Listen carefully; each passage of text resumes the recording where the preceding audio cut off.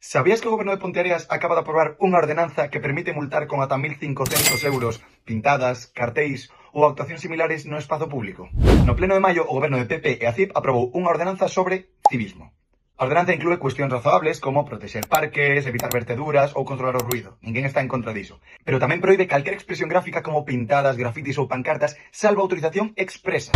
De entrada, mal tratarse dunha norma que afecta directamente á convivencia, como por exemplo a forma de expresarnos, non contou en ningún momento cun proceso mínimo de participación cidadá antes da redacción desta ordenanza. Como sempre insistimos, dende Ponteareas en Común defendemos por riba de todo a participación cidadá activa, pois consideramos fundamental a democratización real da vida política e, polo tanto, estamos claramente en contra desta forma de actuar.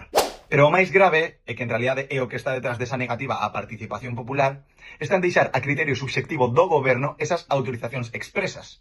Ainda que a unha escala moi diferente, no Estado español xa contamos co exemplo da mal chamada Lei de Protección da Seguridade Cidadá, coñecida como Lei Mordaza, que presenta normas moi amplas e dependentes da interpretación subxectiva das autoridades, as cales acaban usando a súa posición de poder contra a veciñanza organizada cando esta se opón ao poder da clase dominante, como por exemplo resistindo á forza policial cando hai un desahucio ou mostrando o seu apoio solidario co pobo palestino.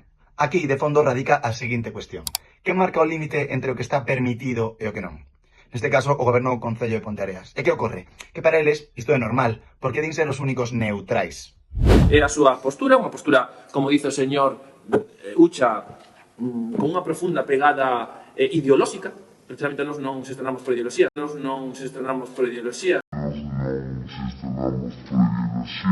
Pero isto agocha algo moito máis profundo.